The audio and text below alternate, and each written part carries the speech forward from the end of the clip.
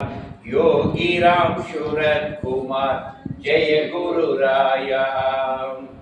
योगी राम सूरत कुमार योगी राम सूरत कुमार योगी राम सूरत कुमार जय गुरु राया। नाथ महाराज की जय। தூத்துக்குடி பிரயநகருடைய மார்ச் மாத சத்சங்கம் இந்த முதல் வெள்ளிக்கிழமை நடந்திருக்கிறது. அடியேன் ஒரு சின்ன தலைப்பு எடுத்துக்கிறேன். யோகியும் உபனிஷத், ஈஷோபனிஷத்தில் தான் இருக்கிற மாதிரி இன்றைக்கு ஈஷோபனிஷத்துக்குள் போவதற்கு முன்னாடி ஒரு முன்னுரையாக விஷயங்கள். பகவான் தான் வேத ஸ்வரூபம். நல்லா புரியுங்க. யோகி வேறு, வேதங்கள் வேறு. வேதத்தினுடைய அந்தம் தான் உபனிஷத். உபனிஷத் என்பது வேதத்தினுடைய எண், வேதாந்தம். வேதத்தினுடைய அந்தம் உபனிஷத். வேதத்துக்கு ரெண்டு பகுதி உண்டு, கர்ம காண்டம், ஞான காண்டம். நீங்க சொன்ன விஷயங்கள் கீதை எல்லாம் அதெல்லாம் வருது. அதாவது கீதைங்கிறது ஒரு தியரி. இப்போ இவங்க சொன்ன சுவாமியுடைய அற்புதங்கிறது ஒரு ப்ராக்டிக்கல் சைடு. இந்த ரெண்டையும் இணைக்கிற வேலையை நான் பார்க்குறேன். என்ன கேட்டேன்னா, கர்ம காண்டம், ஞான காண்டம் இருக்கு. எல்லார் வாழ்க்கையும் ரெண்டு இருக்கு. நம்ம வாழ்க்கை கர்மாவும் இருக்கு, ஞானமும் இருக்கு. இந்த ரெண்டு கலந்தது தான் மனித வாழ்க்கை. வேதத்துல இந்த ரெண்டு. வேதம் வந்து கர்ம காண்டம். இந்த வாழ்க்கையில் நீ வெற்றி பெறுவதற்கான வழியை வேதம் வாழ்க்கை. இக வாழ்க்கை, இக வாழ்க்கை, பர வாழ்க்கை. அதான் பராவித்த அபராவித்யா. வேதம் ரெண்டையும் சொல்லி நல்லா புரிஞ்சுங்க. நம்ம இந்து சமயத்தினுடைய ஒரு பெரிய வெற்றி என்ன கேட்டா, இந்த வாழ்க்கையை நாம வந்து நிராகரிக்க. இந்த வாழ்க்கையை முழுமையா வாழ்ந்தாதான் அந்த வாழ்க்கையை நீ தகுதியாக முடியும். இக வாழ்க்கையில் வெற்றி பெற்றால்தான் நீ பர வாழ்க்கையில் வெற்றி பெற முடியும். இக வாழ்க்கையை விட்டுட்டு ஓடுறது அல்ல ஆன்மீகம். இக வாழ்க்கையும் முழுமையா வாழ்க்கையிலே வெற்றி பெறணும். அப்பதான் நீ பர வாழ்க்கைக்கு தகுதி பெறுகிறாய். அதனால நம்முடைய வேதம் கர்ம காண்டத்தை சொல்லும். நம்ம எல்லோரும் நம்முடைய கர்ம, விதிக்கப்பட்ட கர்மங்களை முழுமையாக வெற்றிகரமா இந்த ஜென்மா எதுக்கு எடுத்தோமோ இந்த ஜென்மத்தில் நமக்கு தரப்பட்ட வேலைகளை பிரமாமா செஞ்சு. அப்படி இருந்தாதான் நீங்க இதில் இருந்து விடுதலைக்கான பர வாழ்க்கைக்கு நீங்க தகுதி பெறுவீங்க. எனவே வேதம் ரெண்டும் சொல்லுது. ஞான காண்டமும் முக்கிய, கர்மகாண்டம். நமக்கு பொறுப்பா ஞானத்தில் இன்ட்ரெஸ்ட். கொஞ்சம் ஆன்மீகம் சொன்னே ஞானம் பற்றி தெரியுதுங்கிறதால ஆன்மீகமானவர்கள் அதுல ஆர்வம் ஜாஸ்தியா இருக்கும். ஆனா யோகிராம் ரொம்ப தெளிவா இருந்தாரு. நான் தான் ஆரம்பத்துல யோகிட்ட போகும்போது ஆன்மீகனை என்ன புரிஞ்சுருந்தேன்னா, குடும்ப வாழ்க்கையெல்லாம் விட்டுட்டு ஒரு நாள் பிள்ளைகள் தாங்க கட்டி கொடுத்துட்டு கடவை முடிஞ்சோம் சக்கரை குடும்பத்துக்கு வெளியே கண்காணாத தேசத்துல நம்ம பாட்டில் ஏகாந்தமா இருக்கணும். உங்களுக்கு நான் என்னுடைய புரிதல் அப்படிதான். 90களினுடைய இறுதியில் நான் எனக்கு ஒரு பொங்கல கல்யாணம் பண்ணி கொடுக்கணும், தாரை வாசி கொடுக்கணும், எஸ்கேப் ஆயிருக்கும். அப்படியே போய் எங்கேயோ ஊர் பேர் தெரியாத ஒரு இடத்துல போய் இறங்கிடணும். நம்ம யாரும் தெரியாத ஒரு இடத்துல நாம பாட்டில் உட்காந்து இந்த உலகத்தோடு இல்லாமல் நம்ம இறைவனையும் நினைத்து 24 மணி நேரம் இருக்கணும். அப்படிதான் நான் நினைச்சிருந்தேன். சிரிச்சியா 95 யோகியை சந்திச்ச ஆரம்ப காலங்கள் வரை எனக்கு ஆன்மீகனா இங்க இருந்தது. ஆனா பகவான் யோகிராஜர் மேல அன்பு பெருக பெருக பெருக பார்த்தா இந்த எண்ணத்தை சாமி மாத்தணும். அப்படின்னா இப்ப நான் போகக்கூடாதுன்னா நான் ஜோலார் பையை போட்டுட்டு போவேன். போனோடனே என்ன முதல்ல என்ன கேள்வி, எப்படி பார்க்க ஹவிஸ் செல்லம் ஆளுங்க. எனக்கு டக்குனு உண்மையிலே எனக்கு ஒரு அதிருப்தியாக வரும். நான் ஒருத்தன் முழுசா எதுவும் வேண்டாம் சொல்லிட்டு ஜோலா பேக்கையும் போட்டு மெனக்கிட்டு திருநெல்வேலிருந்து கிளம்பி லீவை போட்டு பார்க்க வந்தா இது என்னை கேட்காம செல்லமா இருக்கு. அது வேண்டாங்கிறது எனக்கு வரேன். சுவாமி எப்படிப்பட்ட ஆட்னா குடும்பத்தோடு இழைச்சி வைக்கிறதுல ஸ்பெஷலிஸ்ட். முதல்ல மனைவியை நேசிக்க கற்று தருபவர் யோகிராமன். நீ மனைவியை நேசிக்காம இந்த உலகத்தெல்லாம் நேசிக்க முடியாது. குடும்பத்தை நீ ஒழுங்கா வாழாம ஒண்ணு கிழிக்க முடியாது.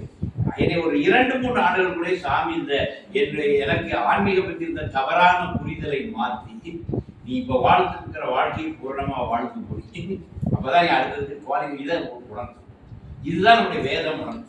நம்முடைய ஞான மரபு, வேத மரபு என்ன கேட்டா, இக வாழ்க்கையை பூரணமாக வாழ்ந்துவது. இக வாழ்க்கையில நீ வெற்றி அடைவாய். இந்த இக வாழ்க்கையினுடைய வெற்றி உடனே ஆட்டோமேட்டிக்கா பர வாழ்க்கையில் ஒன்று சேரும். அதனால ஞான காண்டம், கர்ம காண்டம். இதுல வேதம் கர்ம காண்டத்தை சொல்லும். இந்த வாழ்க்கையில் அடைய வேண்டிய வெற்றிகள் என்ன? அதான் கர்ம யோகம். அதான் கீதை.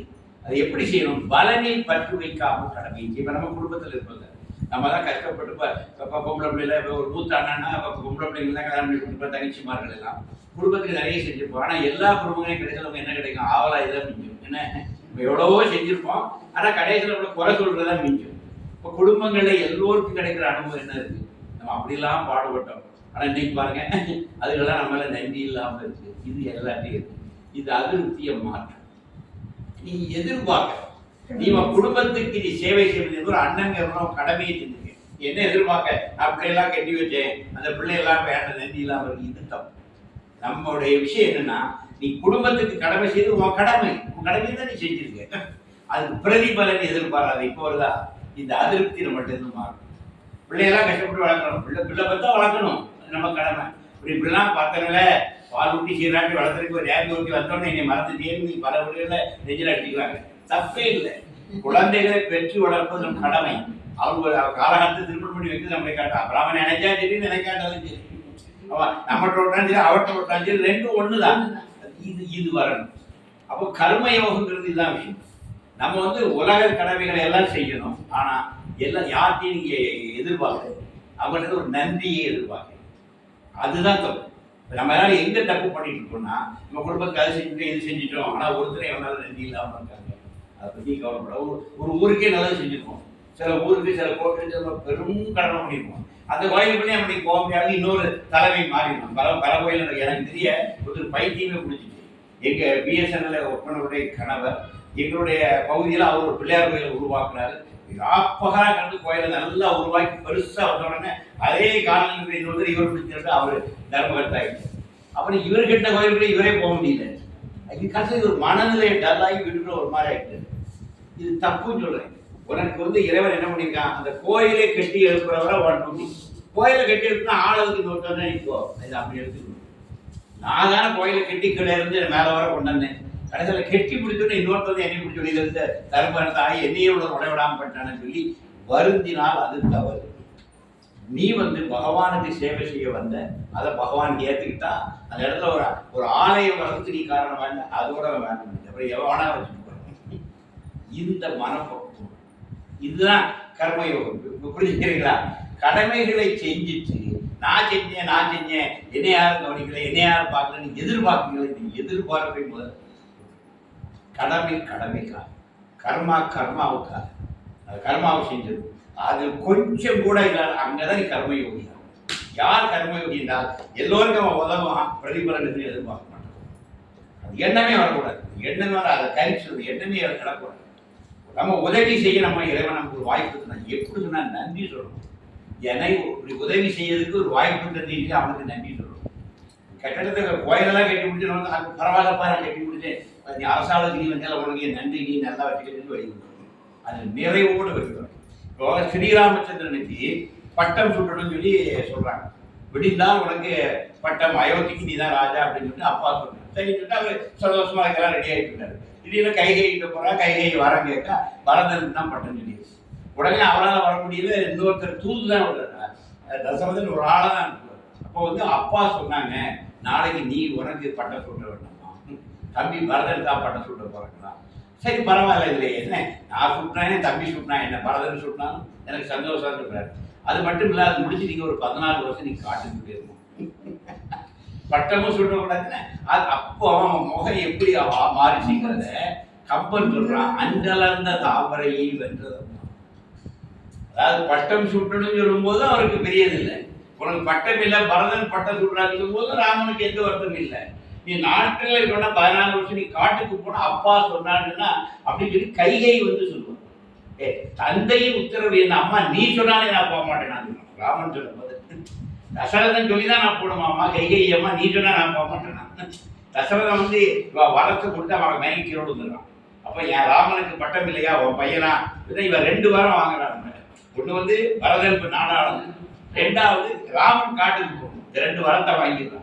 வாங்கினோட தசரத வரத்தை கொடுத்துறான். அவன் வழியில் கொடுத்தா வாங்கி மயங்க அப்படியே விழுந்துறான். புத்திர சோகம், அவருக்கு ஒரு சாபம் இருக்கு, புத்திர சோகத்துல விழுந்துறான். விழுந்தோடனே இவன் நானே போய் சொல்றேன், இவ தான் வரான். கைகையை ராமன் சொல்றான். அப்ப என்ன சொல்றான், என்று அரசன் உத்தரவிட்டாங்கல்ல, எதுக்குப்பா நீ சொன்னா நான் போக மாட்டேன். ஆமா, இது ராமனுடைய வினயம். அப்பா தான் சொல்லணுமா, ஆமா நீ சொன்னா நான் போக மாட்டேன், பரதன் நாடாது நான் காட்டுக்கு குறைஞ்சிருக்கோம் சொல்ற முகத்தை பார்த்தீங்கன்னா அன்று அலர்ந்த தாமரையை வென்றதமா. அன்னைக்கு பூத்த தாமரை பூவை விட அழகா முகம் மலர்ந்திருந்து கம்பன் சொல்ற. இந்த மனநிலை நமக்கு வேணும்.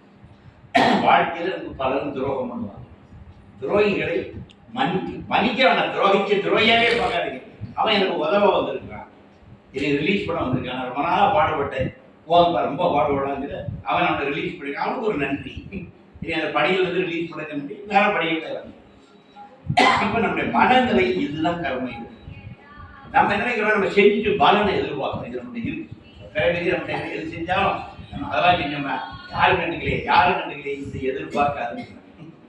ஒருத்தன் பார்த்துட்டு இருக்கான் சார், வேற ஒன்று எல்லாத்தையும் பார்த்துருக்கான், அவனுக்கு திருப்தியா நடந்தாலும் அதான் மனசாட்சி. அந்த இறைவன் அவன் சின்ன பிரதி தான் மனசாட்சி. மனசாட்சிக்கு நீ சரியா இருந்தாலும் இப்போ மனசை சொல்லி இது சரி தப்பு யாரும் சொல்லணும். அவங்களுக்குள்ள ஒரு மனசாட்சி அதுக்கு தெரியும். நமக்கு இறைவன் நம்மகிட்ட பேசிட்டு இருக்கான், டெய்லி தம்பி இது சரியில்லை, இது சரி, நமக்கு அப்பா அந்த குரல் கேட்குது. நம்ம அதை அது சரியா கேட்கறது இல்லை. கேட்டாலும் நம்ம மனசுக்கு பிடிக்கலன்னா விட்டுருவோம். ஒரு விளக்கம் சொல்லிக்கிறோம். எல்லோருக்குள்ளும் இறைவன் தினமும் பேசிட்டு இருக்கான், தம்பி நீ கரெக்ட், நல்லா வசதிருக்க, நீ போயிட்டு இருக்க பாதை கரெக்ட் தான். பாதை தப்புனாலும் இறைவன் நமக்குள்ள உணர்த்துவான். நம்ம என்ன பண்ணுவோம், நம்ம போற பாதையை சரிப்படுத்துக்காக அதுக்கு ஏதாவது ஒரு கதையை சொல்லி விளக்கத்தை சொல்லி அந்த குரலை அவங்க பார்க்கணும். அப்பதான் பிரச்சனைகள் ஆரம்பிச்சு. இறைவன் எப்போதும் பக்கத்திலே தான் இருக்கும்.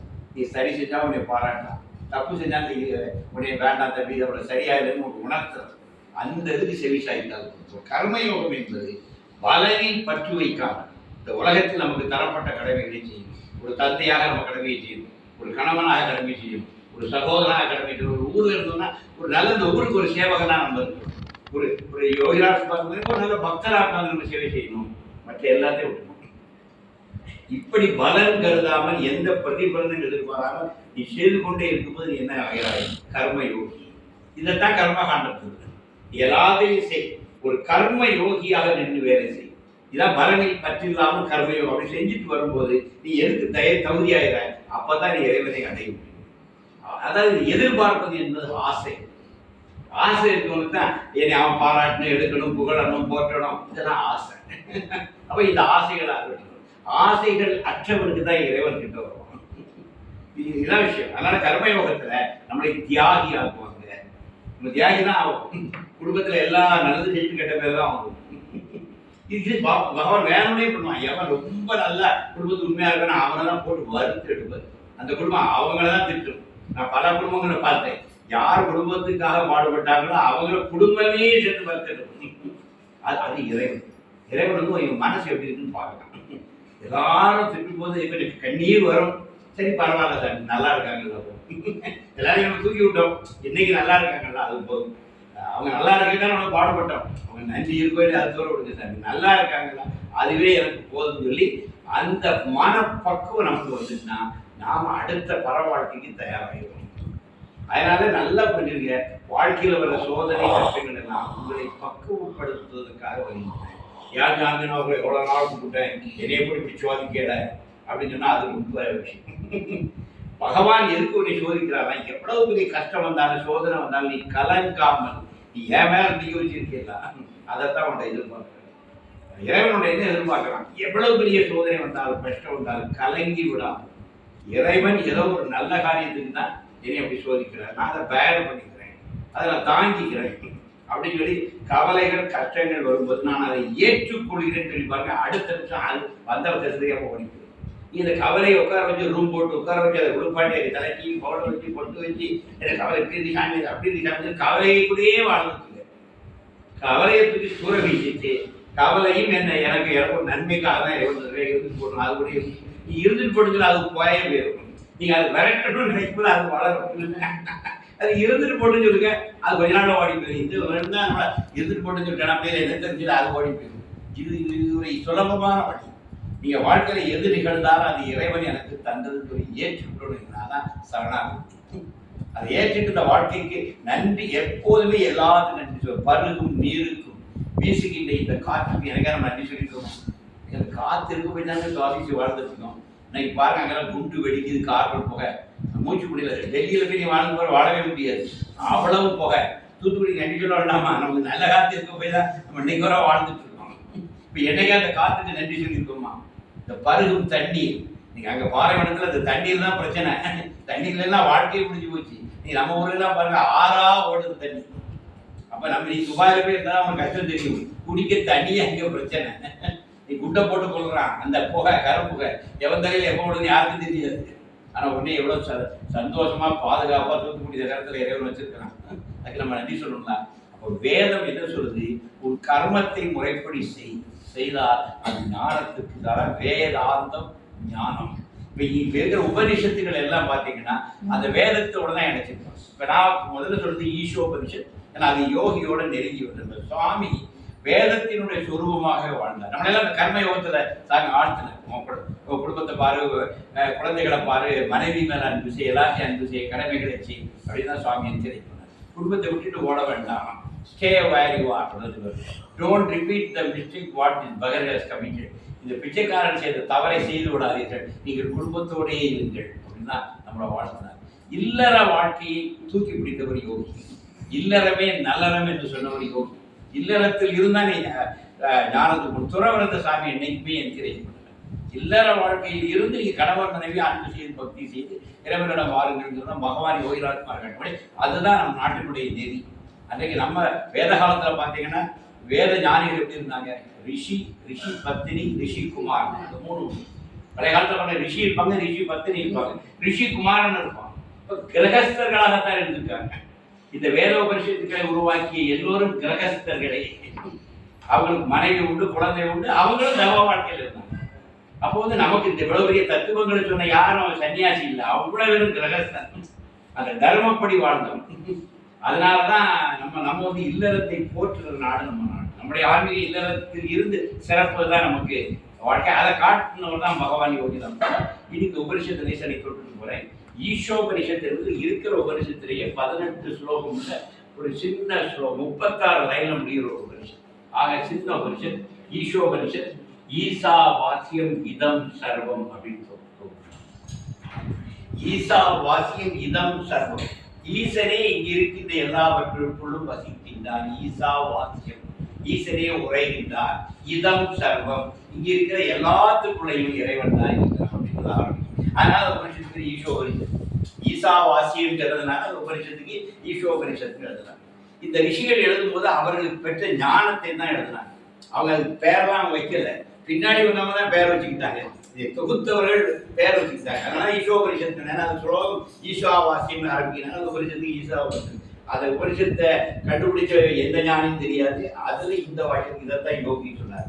My father alone exist. ஈசா வாசியம் இதம் சர்வம். என் தந்தை ஒருவரே இருக்கின்றார், என் தந்தையை தவிர வேறு எதுவும் இல்லை. புரியுதா? இப்போ பகவான் சொன்னதுதான் உபனிஷத். பகவான் நமக்கு சொன்னார். இதைத்தான் ஐயா வைகுண்டர் ஐயா உண்டு. 3 பாருங்க, ஐயா உண்டுன்னு அவர் சொன்னதுதான். சுவாமி ஃபாதர் அலோன் எக்ஸிஸ்ட் இங்கிலீஷ்ல சொன்னாரு. நம்முடைய உபனிஷத்து ஈசா வாசியம் இதம் சர்வம்னு சான்ஸ்கிரிட். 3 ஒரு உண்மைதான். இந்த உலகில் தந்தை ஒருவரே இருக்கிறார், இறைவன் மட்டுமே இருக்கிறார். சொன்னாங்க அது நமக்குள்ள அந்த இறைவன் இருந்துகிட்டே இருக்கிறான். அதுதான் அகம் பிரம்மாஸ்மி. அவன் நமக்குள்ளதான் இருக்கிறான். இறைவன் எங்கேயோ இல்லை, கட உள். தமிழ்ல அழகான வார்த்தை சார், கடவுள். கட உள், கடந்து உள்ள பாருடா, உனக்குள்ளா இருக்க. ஆண்டவனை எங்கேயோ இருக்கு, எங்கேயும் ஆண்டவன் தான் இருக்கிறான். நமக்குள்ளே இருக்கிறான். நம்ம தப்பு செய்யும்போது தம்பி சரியில்லைன்னு சொல்றான், நல்ல செய்வது பரவாயில்ல தம்பி கோட் ப்ரொசீட் சொல்றான். இறைவனோட ஒவ்வொரு நாளும் பேசிட்டு தான் இருக்கிறான். இந்த குரல் நீ கொஞ்சம் கேட்கணும். நமக்குள் இறைவன் இருக்கிறான். ஒவ்வொரு நேரத்திலும் நம்ம பேசிட்டு தான் இருக்கிறான். அந்த குரலுக்கு நீ மரியாதை கொடுத்து அப்படியே வாழ்த்துனா ஒரு நாள் அந்த உள்ள இருக்கிற அந்த பிரம்ம வழிபடு. இதுதான் நம்ம ஜோதியா வணங்கும். நம்முடைய தினசரி என்ன விளக்கேற்றி வழிபடுறோம்? ஜோதி சொரூபமாக இறைவன் உள்ள இருக்கிறான். அகத்தில் இருக்கிற இறைவனை தான் புறத்தே நம்ம ஒரு விளக்கேற்றி ஜோதியாக தாய்மார்களாக வழிபடுறோம். இறைவன் இங்கு ஒளி ரூபமாகத்தான் இருக்கின்றான், ஓங்காரமாக இருக்கின்றான், ஒலி அதிர்வுகளாக. அதனால சுவாமி நாமா சொல்லி நாமங்கிறது ஒரு ஒலி அலை. யோகிராம் சுரத்குமார், யோகிராம் சுரத்குமார், யோகிராம் சுரத்குமார், ஜெயகுராய் பர்டிகுலர் வைப்ரேஷனை கிரியேட் பண்ணும். இது இந்த பிரபஞ்சமே அலைகளாக தான். இந்த பிரபஞ்சமே அலை வடிவத்தில் தான் இருக்குது. அதனாலதான் நம்முடைய வேதங்கள் எல்லாம் மந்திர சொரூபேன, மந்திர வடிவில் இருக்கின்றன. மந்திரம் என்பது அதிர்வுகள். இப்போ சாமி சொன்னார், வேத மந்திரம் உனக்கு அர்த்தம் தெரிய வேண்டாம், வேத மந்திரம் ஓதுற இடத்துல பார்த்து ஜஸ்ட் கேளுங்க, யூ லிசன் அப்படின்னு சுவாமி சொன்னார். வேத மந்திரங்கள் உனக்கு அர்த்தம் தெரிய வேண்டிய அவசியம். வேத மந்திரங்கள் சொல்லுவோம், அந்த இடத்துல உட்காந்து அதை கேளுங்க. நான் இப்போ இந்த தடவை நம்முடைய ஆசிரமத்துக்கு பேர் நான் இதை தான் செய்வேன், ஜஸ்ட் லிசன். வேத மந்திரங்கள்லாம் சொல்லிட்டு இருந்தாங்க பகவானுடைய அந்த. ஆனால் ஒன்றுமே இந்த முறை தான் இத்தனை வருஷம் போயிருக்கேன். இந்த முறை கிட்டத்தட்ட ஒரு 1 மணி நேரம், குறைந்தபட்சம் ஒரு 40 நிமிடங்கள் வேறு சிந்தனையே இல்லாமல் அந்த கண்ணை மூடி காதில் சிரவணம் பண்ணிக்கிட்டே அது அப்பதான் பார்த்து என்ன இதமா இருக்கு, அர்த்தம் எனக்கு தெரியாது. பல வேத பண்டிதர்கள் உட்கார்ந்து சொன்னாங்க, கேட்டு விசாம 4 வேதம் வந்து சொல்லிட்டு இருக்காங்க. ஆனா அது வேதம் தர ரிதம் இருக்கு பாருங்க, அது சூதிங் எஃபெக்ட், என் மனதுக்கு ஒரு ஆழ்ந்த அமைதியை கொடுத்தது. அப்போ வேதங்கிற அந்த வார்த்தைகளுடைய அர்த்தம் அல்ல, அது பர்டிகுலர் ரிதம் உருவாகுது. அந்த ரிதம் வந்து உனக்கு ஆகப்பெரும் சாந்தி இருக்குது. எல்லா வேத மந்திரங்களும் முடியும்போது ஓம் சாந்தி சாந்தி அங்கதான் சேர்க்குது. வேதம் வேதம் கடைசி எங்க கொண்டு சேர்க்குது, ஓம் சாந்தி சாந்தி சாந்தி. அந்த சாந்திக்குள்ளேயே நம்ம அப்படியே கலந்து அப்படியே அந்த நிலைக்கு தான் இருக்கு உபனிஷத்து. உபனிஷத்து கொஞ்சம் ஞான மார்க்கமாக விளக்கங்கள் சொல்லி அந்த இடத்துக்கு கொண்டு போகும். வேதம் மந்திர ரூபமாக இருக்கு. வேதத்தை உருவாக்கியவர்கள் தான் உபனிஷத்தை உருவாக்கினாங்க. ரெண்டும் ஞானிகள் தான், வேத ஞானிகள் தான் உபனிஷத்தை தந்திருக்கிறாங்க. இது வந்து இக வாழ்க்கை, அது உபனிஷத்து பர வாழ்க்கை. அப்போ கூட இக வாழ்க்கையை நம்ம நல்லா வாழணும், வாழ்ந்துட்டு பர வாழ்க்கையும் தெரியாது. நம்ம 60+ பார்த்தீங்களா, இப்போ கொஞ்சம் கொஞ்சம் பர வாழ்க்கையை பற்றி கொஞ்சம் தெரிஞ்சுக்கணும். இப்போ வந்து நம்ம இப்போ பகவத்கீதை வாசிக்கிறோம், இதெல்லாம் ஒரு தெரிவதற்கு முதல்ல கொஞ்சம் மைண்டில் பேச ஒரு தட்டுட்டோம், கொஞ்சம் தட்டுறது நல்லா இருக்கே பரவாயில்லையே அப்படின்னு தோணும். அப்போ அது ஒரு ஆர்வம். வினாடித்த புத்தகத்தை எடுத்து கொஞ்சம் படிக்கணும், அப்புறம் அது கூட கொஞ்சம் ட்ராவல் பண்ணுவோம், கொஞ்சம் பயணம் செய்வோம். அது 1 ஃபைன் மார்னிங் வரும்போது நாம் அதுவாகவே ஆகிடும். இதான் விஷயம்.